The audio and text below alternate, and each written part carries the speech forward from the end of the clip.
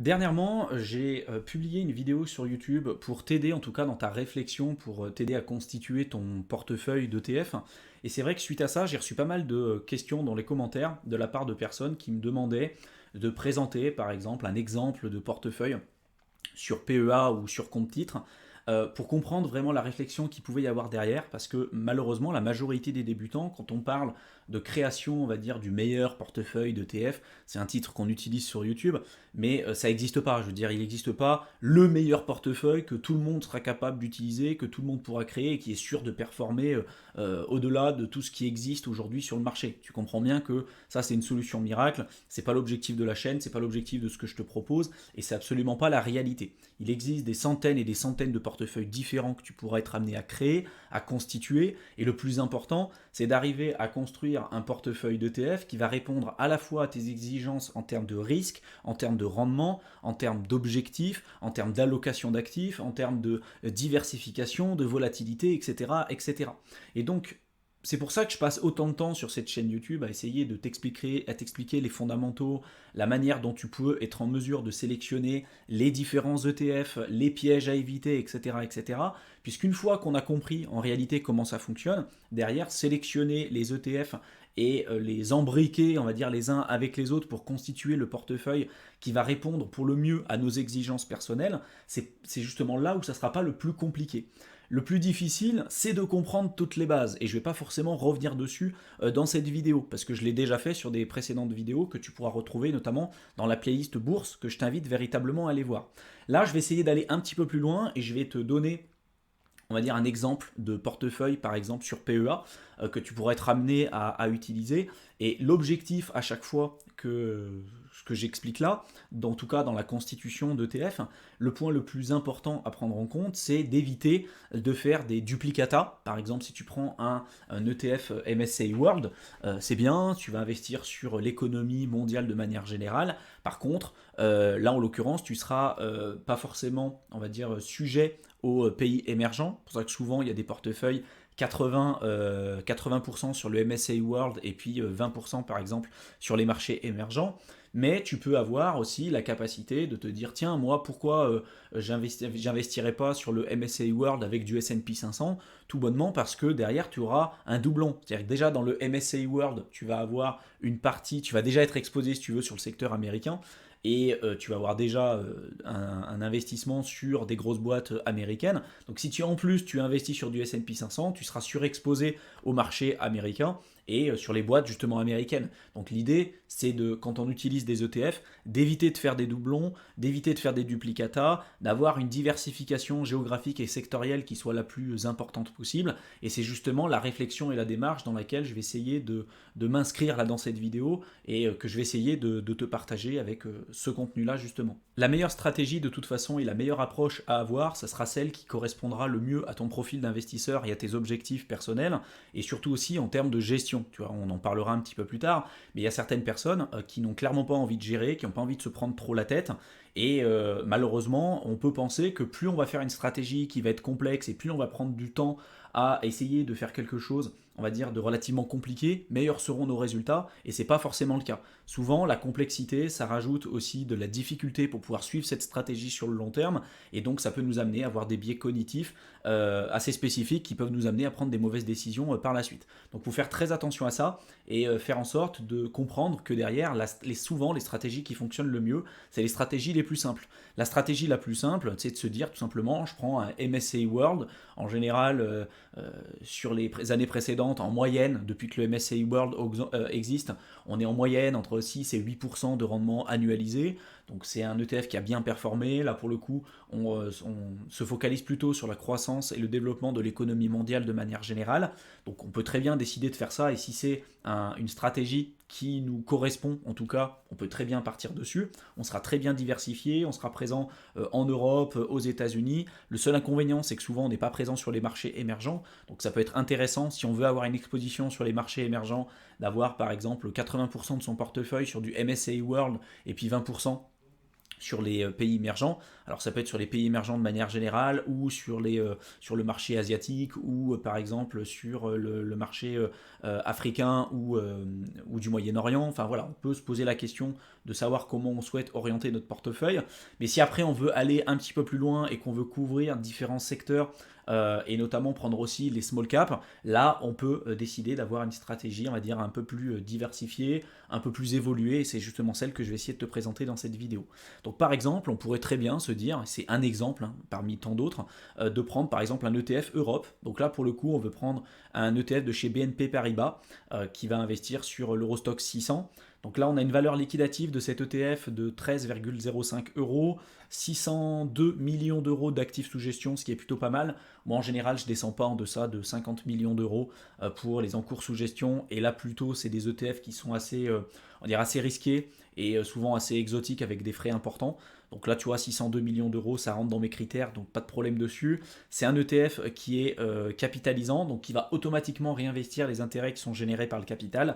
On est sur des frais de 0,20%, ce qui est la moyenne de ce qui se fait en termes d'ETF. Si on veut compléter cet ETF notamment, qui est l'ETF Europe, qui va investir sur les plus grosses entreprises européennes, avec l'Eurostoxx 600, là derrière on peut le compléter avec justement les small caps européennes, parce que là on a investi sur les grosses capitalisations, les large caps. Donc là je t'en ai présenté deux, un de chez BNP Paribas et un de chez Lyxor. Donc les deux ont quand même une valeur liquidative assez élevée. Hein. Tu vois, celui de BNP Paribas, on est à 250,48 euros pour avoir une part dans cet ETF, contre 309,60 euros pour une part chez Lyxor. Attention, celui de BNP Paribas a des frais plus faibles. Par contre, il a un encours sous gestion assez faible. 52 millions d'euros, c'est quand même assez faible. C'est un ETF qui est capitalisant, donc qui va automatiquement réinvestir les intérêts qui sont générés par le capital. Alors que celui de chez Lyxor, on est sur 213 millions d'euros d'actifs sous gestion, donc c'est plus élevé. Par contre, il est distribuant et on est à 0,40% de frais. Donc le problème des ETF distribuants, si notamment tu les utilises sur ton compte titre, c'est que tu vas avoir une friction fiscale entre les deux et un déclenchement de l'imposition, ce qui peut venir rogner quand même en partie ta rentabilité. Ensuite, une fois qu'on a regardé le marché européen avec les larges capitalisations et les small caps, on va faire la même chose pour les États-Unis pour couvrir, si tu veux, ce secteur géographique-là. Donc là, j'ai pris un ETF de chez BNP Paribas qui va s'orienter plutôt auprès du S&P 500. Le S&P 500, c'est un indice qui va représenter les performances des 500 plus grandes entreprises américaines, dans lequel on va retrouver notamment Apple, Tesla, Amazon, Google, etc., etc. Donc là, on va avoir un ETF de chez BNP Paribas qui est pas mal parce qu'il a vraiment des frais faibles par rapport à ce qui se fait en termes de frais, si tu veux, sur le marché européen pour le coup. On est à 0,15% de frais, c'est un ETF capitalisant, 1555 millions d'euros d'encours sous gestion, ce qui est plutôt pas mal, et une valeur liquidative assez faible, là, tu vois, 18,23 euros, donc c'est plus faible que notamment sur les petites capitalisations européennes que je t'ai présentées précédemment. Donc ça peut être un moyen pour toi de toucher les larges capitalisations aux États-Unis sur le secteur américain. Par contre, là pour le coup, pareil, on ne touche pas les small caps. Donc si tu veux avoir un risque un peu plus élevé, mais avec des potentiels de rendement aussi plus importants, tu pourras décider de toucher les small caps. Donc là, je t'en ai sélectionné un de chez Amundi qui va plutôt répliquer les performances du Russell 2000, donc sur les petites capitalisations américaines.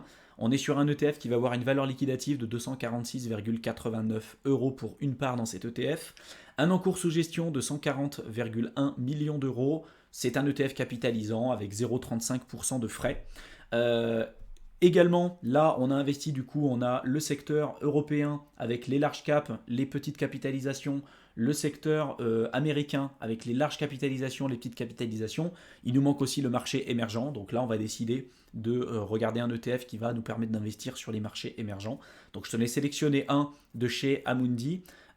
Qui ne va pas investir uniquement sur le marché asiatique, mais sur l'ensemble du marché émergent. C'est un ETF qui a une valeur liquidative de 20,73 euros, 386,23 millions d'euros d'encours sous gestion. C'est un ETF capitalisant avec 0,20% de frais, ce qui est quand même plutôt pas mal.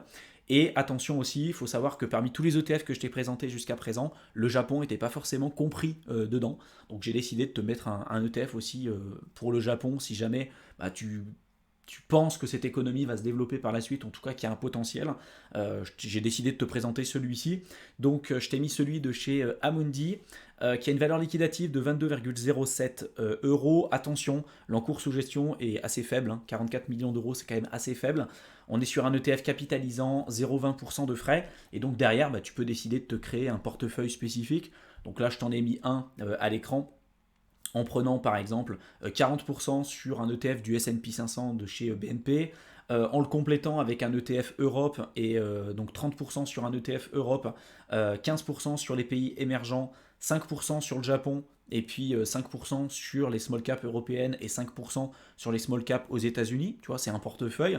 Là, tu as 6 ETF différents. Mais après, si toi, tu n'as pas forcément envie de te prendre la tête, tu peux très bien prendre uniquement un ETF World ou un ETF MSCI World avec les pays émergents. Voilà, il faut comprendre à chaque fois les avantages, les inconvénients, bien lire la fact sheet, faire attention de ne pas faire des doublons ou des duplicata, et après voir en fonction du risque et du rendement qu'on souhaite avoir, l'équilibre qu'on va créer et qu'on va constituer au sein de notre portefeuille. Après, tu peux décider aussi d'optimiser la création et la gestion, si tu veux, de ton ETF, en sélectionnant par exemple des ETF qui vont avoir les frais les plus faibles possibles. Donc entre plusieurs ETF qui vont essayer de répliquer les performances du S&P 500, s'il n'y a pas de grosses différences significatives en termes de tracking, etc., tu peux essayer de regarder, notamment en termes de frais, et sélectionner les ETF qui vont avoir les frais les plus faibles possibles. Tu peux également aussi avoir un œil vigilant au niveau de la fiscalité. On ne va pas créer un portefeuille d'ETF de la même manière sur PEA que sur un compte titre. Si par exemple tu veux avoir une stratégie de rente en utilisant des ETF distribuants, si tu utilises des ETF distribuants sur compte titre, notamment en France, si tu es résident fiscal français, à chaque fois que tu vas recevoir des dividendes, tu vas avoir un déclenchement de l'imposition et donc tu vas avoir une friction fiscale qui va y avoir entre les deux et donc une partie de ta rentabilité qui va être rognée avec ces ETF distribuants et avec ce déclenchement de l'imposition sur la plus-value. Ce ne sera pas forcément le cas sur le PEA si tu investis sur un horizon d'investissement plus long terme, si tu veux supérieur à 5 ans. Mais en tout cas, voilà, il faut que tu sois vigilant par rapport à ça et que tu adaptes ta stratégie en fonction aussi du support et de l'enveloppe fiscale que tu seras amené à utiliser. Donc attention aux frais, attention à la fiscalité, attention à la diversification, à l'allocation d'actifs et surtout aussi attention à la manière dont tu souhaites aujourd'hui gérer ton portefeuille. Si ton objectif c'est d'avoir une gestion qui soit la plus passive et la plus diversifiée possible, attention de ne pas avoir non plus 50 ETF différents dans ton portefeuille parce que souvent, en tout cas sur le long terme, ça peut devenir aussi contre-productif. J'espère en tout cas que cette vidéo t'aura plu, qu'elle t'aura intéressé, qu'elle t'aura été utile. N'hésite pas à télécharger dans la description de la vidéo, je t'ai préparé un document dans lequel j'ai répertorié les meilleurs ETF sur PEA et sur compte titre. Il y a même une section bonus sur les meilleurs ETF Smart Beta. Donc je sais que souvent c'est quand même assez long et assez fastidieux pour sélectionner justement les ETF puisqu'il en existe aujourd'hui des centaines et des centaines. Donc j'ai fait ce travail pour toi, toujours pour objectif de te faire gagner un maximum de temps. Donc n'hésite pas à télécharger le document, le lien se retrouve dans la description de la vidéo. Je te souhaite une excellente fin de soirée et je te retrouve sur une prochaine vidéo. À bientôt.